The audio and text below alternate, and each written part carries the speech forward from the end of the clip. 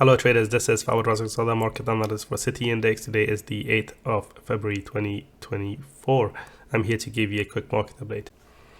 As you can see on the right hand side, the dollar yen and all the yen crosses are sharply higher today, following some dovish comments from the Bank of Japan's Deputy Governor, who said that when interest rates go up, they're not going to go up aggressively. And so the yen has just sold off across the board, and the dollar yen has found renewed support, already supported by a strong US data. I remember last week we saw non-farm payrolls come in really strong, and the S&P was equally strong. Hawkish comments from several Fed officials as well, helping the dollar. So the dollar yen has broken above the earlier high of this year, which was 148.80, and now it's trading at its highest level since November of last year. So the bullish trend is clearly continuing, and so far there's no technical reasons why we should turn bearish on this market, given that it's holding above the 200-day and the 21-day exponential, making higher highs and higher lows. So from here, it looks like a move up to 150, the next psychologically important level, could be on the cards. And beyond that, there's no significant resistance seen until the highs from the previous 2 years, which come in at around 151.95. The Euro USD is bouncing off the earlier lows at the time of this recording, but essentially it's found resistance where it should have, at around 107.80, that level being the low from last Thursday, before that jobs report from the US came in and drove rates lower. And so that level was previously support. It's now acting as a bit of resistance. There's more resistance levels above that level, all the way up to 108.45 area, where we have the 200-day moving average converging.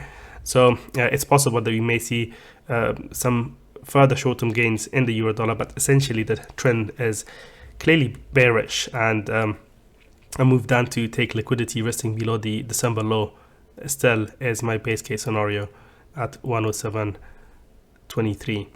Below that level, the 61.8 Fibonacci comes in at 107.12.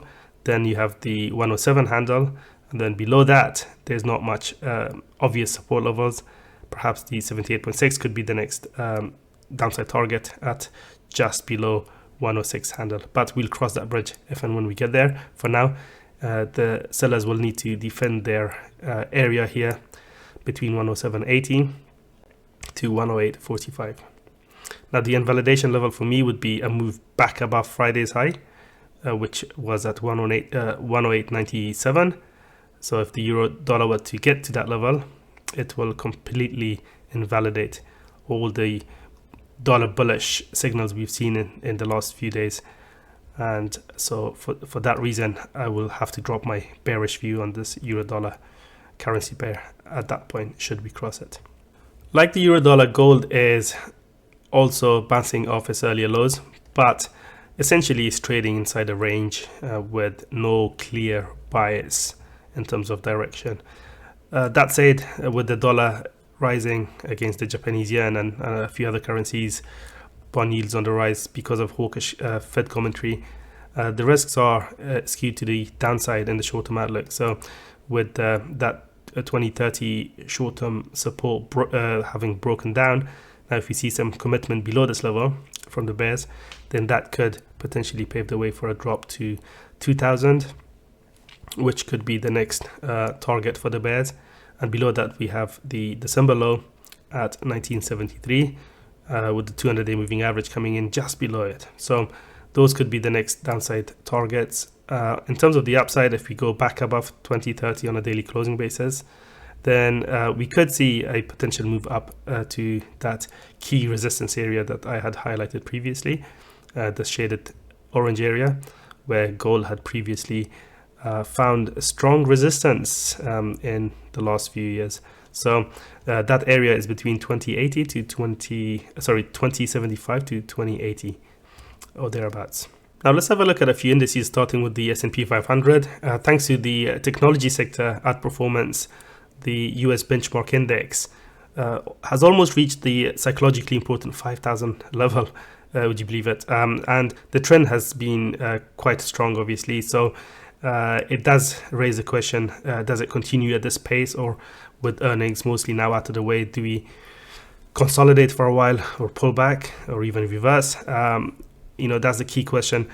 But from a purely technical point of view, there's little reason to be bearish on the market at the moment. However, if you put the RSI on the chart, you can see that the index is at overbought levels.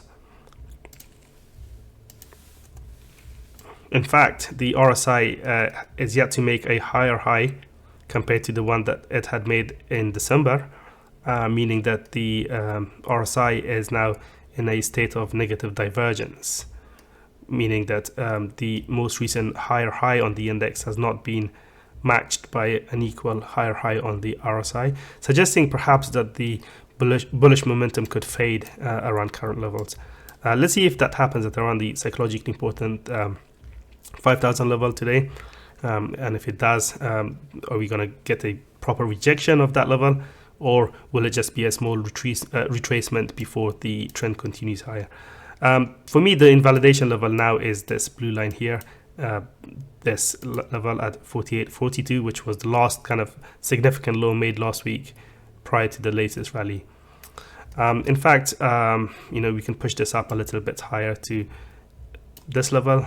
This candle, that was the last red candle made, or black in this case, on Monday before the market pushed higher. So a move below Monday's range would be a short-term bearish outcome, definitely, in my view. And if that happens, then we could see a decent pullback to retest the all-time highs that was made in 2020 and the one in December, the shaded blue area. That could be the next downside target in the event of a bearish reversal. But clearly, for now, the bullish trend is intact, so the bears will have to get the signal that they're looking for first before entertaining any short trade ideas on the S&P. The rest of the world's major indices are not looking as strong because of the lack of technology stocks in them. For example, this is the FTSE 100 in the UK. It's been really a struggle in the last few days, and although it hit a multi-week high yesterday, the index has now pulled back, along with the Chinese equity markets, which are going to be closed for the next week because of the Chinese New Year holidays. And if I show you the A50 index very quickly, well, it has run out of steam, hasn't it? Despite the promise of more stimulus from China, the index running into trouble at the shaded orange area where it had previously found support and resistance. So this is not a great sign for Chinese equities, given how big of a rally we had in the last few days. Still, the trend is broken, so we could see the pullback, if we get one, to the backside of this trend line. Perhaps that's where the buyers might step back in and fuel another rally.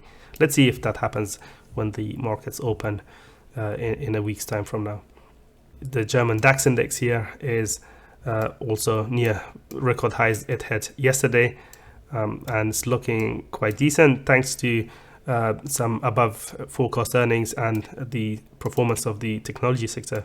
Remember, the German DAX index has a couple of major technology stocks in it, so that's why it's continuing to outperform the likes of the FTSE 100. That said, the RSI relative strength index on the DAX is also in a state of negative divergence, in that it's making lower highs compared to the higher high the underlying index had made just yesterday. So this could be a potential warning sign for the bulls looking to chase the rally at these extended levels. So the correction potential is there for the German market. It just needs to start breaking down a few support levels before we potentially see some technical selling. So specifically this shaded area where the index previously had found resistance and support from, a move below that could trigger a possible correction, at least a short-term one, but one that could send the index back down to the high of July, which was previously resistance. And then if we get below that, things will get interesting. So that's the key area to watch for a possible breakdown. But so far, there are no clear indications that this might happen. It's just that the index is at extremely overbought levels and testing the 127.2% Fibonacci extension level of its previous major downswing that happened between July to October of last year. For more market insights, make sure to check out the news and analysis section at cityindex.com. I'll see you in the next video. Take care.